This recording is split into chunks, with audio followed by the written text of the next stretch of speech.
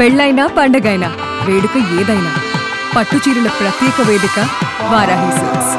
సాంప్రదాయానికి సౌందర్యానికి వారధి.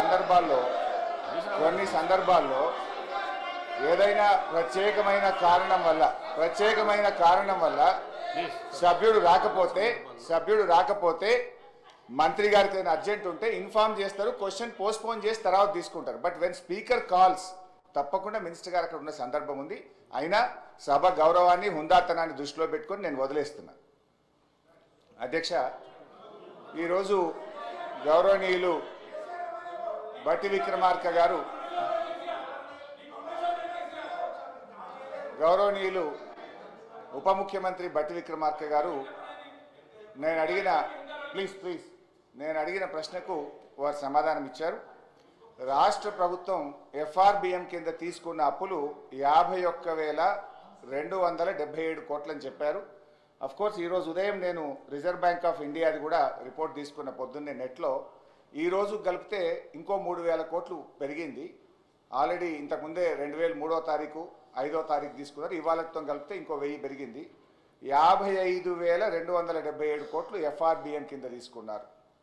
కార్పొరేషన్ గ్యారంటీల కింద 61,991 కోట్లు తీసుకున్నారు. 10,099 కోట్లు గ్యారంటీ లేకుండా తీసుకున్నారు.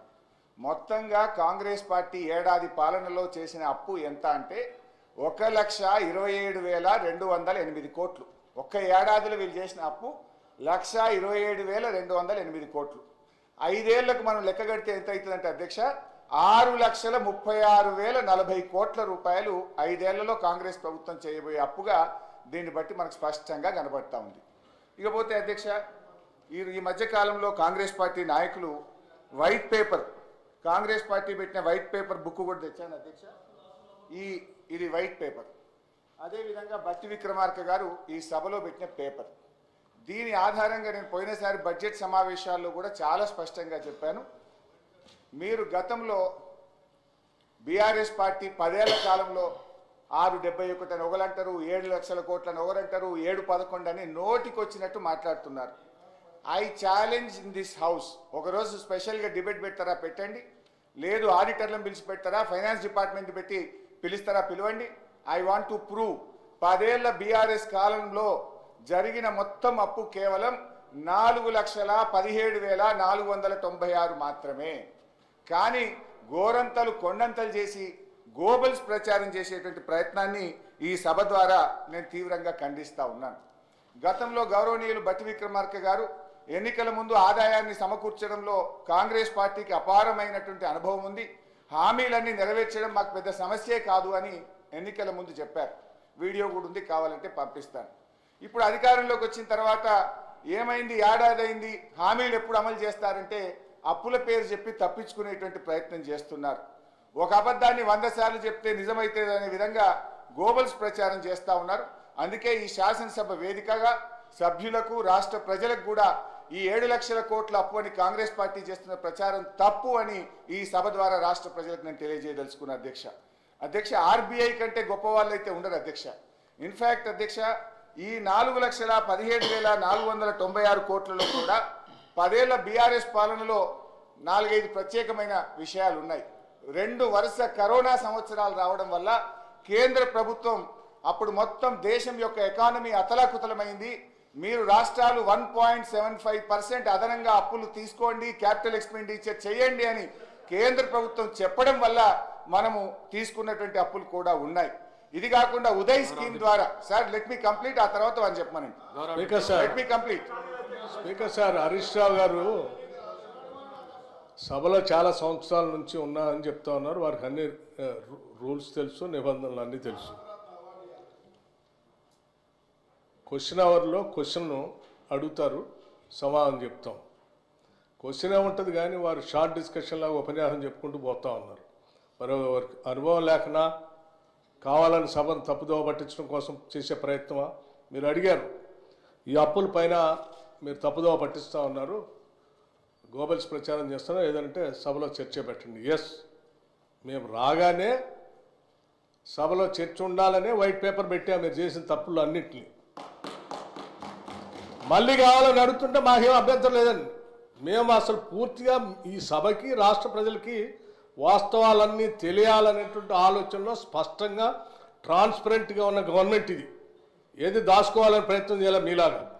సో మీరు వాళ్ళ చర్చ పెడదామన్నా ఫైన్, షార్ట్ డిస్కషన్కి వీఆర్ రెడీ. మీరు ఏదో ఏ ఫామ్లో ఇస్తారో ఇవ్వండి, గౌరవ సభాపతి గారికి ఇవ్వండి, వారి అనుమతితో వారు ఇస్తే టైం ఇస్తే we are ready to debate sir. అంతేగాని ప్రశ్నలంతా వదిలిపెట్టి మొత్తం పాత కథలన్నీ చెప్పుకుంటూ వారి చరిత్ర అంతా చెప్పుకోవడానికి ప్రయత్నం చేస్తే అది వినటానికి మేము ఈ ప్రశ్న క్వశ్చన్ అవర్ ఇట్లా వేస్ట్ చేయొద్దు అధ్యక్ష. ఎవరు భుజాలు తడుముకుంటున్నారో స్పష్టంగా అర్థమైంది, ప్రజలైతే చూస్తున్నారు. అయితే అయితే అయితే గౌరవ డిప్యూటీ స్పీకర్ గారి యొక్క సవాల్ను నేను స్వీకరిస్తా ఉన్నా. ఆల్రెడీ బీఆర్ఎస్ పార్టీ తరఫున మేము ప్రివిలేజ్ మోషన్ ఇచ్చాం. Privilege motion on honourable deputy CM we have given sir. That privilege motion is pending. Sir సభ మళ్ళీ సభను కూడా మళ్ళీ తప్పుదో పట్టిస్తున్నారు అధ్యక్ష. మళ్ళీ తప్పుదో పట్టించిన అంటే లేస్తే సత్యదూరమైన మాటలు మాట్లాడటం తప్ప వాస్తవాలు మాట్లాడితే తల పగిలిపోతారు అనే ఏమైనా శాపం ఉందని నా అనుమానం అధ్యక్ష. వీళ్ళకి అస్సలు వాస్తవాలు మాట్లాడరు అధ్యక్ష, అన్ని సత్యదూరాలు. ఏంది ప్రివిలేజ్ మోషన్? మీరు ఆ ప్రివిలేజ్ మోషన్ ఇచ్చేది అధ్యక్ష. వీళ్ళు ప్రివిలేజ్ మోషన్ ఇస్తారా సభా నిబంధనల గురించి, సభా నియమాల గురించి? దేనికి ప్రివిలేజ్ మోషన్ అధ్యక్ష? దేనికి? నేను నిన్న చూపించాను నేను అధ్యక్ష. రూల్స్ బుక్ వాళ్ళ హయాంలో తయారు చేసింది. పాత రూల్స్ బుక్ అన్నిటిని కూడా మార్చేసి వాళ్ళకు అనుకూలంగా ఉండేటట్టుగా రూల్స్ బుక్ అంతా తయారు చేసుకొని సభలు పెట్టి ఆ రూల్స్ బుక్లో ఏం చూపించారు అధ్యక్ష? స్పష్టంగా ప్లకార్డ్స్ తీసుకొని రావద్దు, స్లోగన్స్ ఇవ్వద్దు, పొరపాట్లు అట్టు చేస్తే వాళ్ళ మీద చర్యలు తీసుకోవాలని చెప్పి అన్ని చాలా స్పష్టంగా రూల్స్ బుక్లో పెట్టి నిన్న మీరు చేసింది అధ్యక్ష. ఏం చేశారు మీరు? సభలో మీరు కానీ మీ నాయకుడు ఆనాడు ముఖ్యమంత్రిగా ఉన్నటువంటి కె చంద్రశేఖరరావు గారు సభలో చెప్పినటువంటి ఏ ఒక్క అంశాన్ని అమలు చేశారు అధ్యక్ష? సభ నిబంధనలు పూర్తిగా ఉల్లంఘించారు వాళ్ళు. హౌస్ ప్రివిలేజ్ మొత్తం పక్కదో పట్టించింది వాళ్ళు. ఒకటి కాదు, రెండు కాదు, 3 ఎకరాల భూమి బరాబర్ ఇస్తామని చెప్పారు దళితులు, గిరిజనులు. ఇచ్చారా? ఈ సభలోనే కదా చెప్పింది వాళ్ళు. ఈ సభలోనే కదా అధ్యక్ష చెప్పింది. డబుల్ బెడ్రూమ్ ఇల్లు ఇస్తా అని చెప్పారు, ఇచ్చారా అధ్యక్ష? ఉద్యోగాలన్నీ పూర్తి చేస్తా బరాబర్ అన్నారు, చేశారా? 2 భిన్నమైనటువంటి డైలాగ్స్ నేను వినిపించగలను అధ్యక్ష. బరాబర్ ఉద్యోగాలు ఇస్తాం అన్నది ఒకటి, ప్రభుత్వాలు ఏడున్నాయి ఉద్యోగాలు యాడ తీసుకొచ్చిస్తామని అడిగింది ఇక్కడ నుంచే. సభ నిబంధనలు నియమాల గురించి ప్రివిలేజెస్ గురించి వారు మాట్లాడితే ఎట్లా అధ్యక్ష? వారు ఏమన్నారు? నేను ప్రివిలేజ్ ఇచ్చారట. ఎందుకు? సభ జరిగేటప్పుడట సభలో ఏంటి ప్రభుత్వానికి సంబంధించిన అంశాలన్నీ బయట మాట్లాడకూడదు కదా, మీరు ఎట్లా మాట్లాడతారు? ఏం అధ్యక్ష నేను మాట్లాడింది ఏంటి? మీరు తప్పుడు సమాచారం ఈ రాష్ట్రానికి అప్పుల పైన ఇస్తా ఉంటే ఆ అప్పులకు సంబంధించి ప్రజలకు తెలియాలని చెప్పి 7,11,000 పైన ఉన్నటువంటి అప్పుల లెక్కలు బరాబరుగా చెప్తూ ఆ అప్పులు తీసే క్రమంలో మీరు చేసిన 66,000 కోట్ల అప్పుల్ని మేము తీర్చామని చెప్తూ అట్లాగే రైతులకు ఇంకో 21,000 కోట్ల రూపాయలు రుణమాఫీ కింద ఆపు ఇచ్చామని అన్నప్పుడు ఒక జర్నలిస్ట్ అడిగాడు, అయ్యా రైతులకు భూమి ఉన్నటువంటి వాళ్ళు అందరికి ఇస్తున్నారు బాగానే ఉంది, మరి అసలు మా భూమి లేని మా నిరుపేద ప్రజల కూలీలకు కూడా మీరు అప్పుడేదో ఇచ్చారు కదా, ఆమె ఇస్తా అన్నారా? 12,000 ఇస్తారంటే ఎస్ అవి కూడా ఇస్తామని అన్నాం.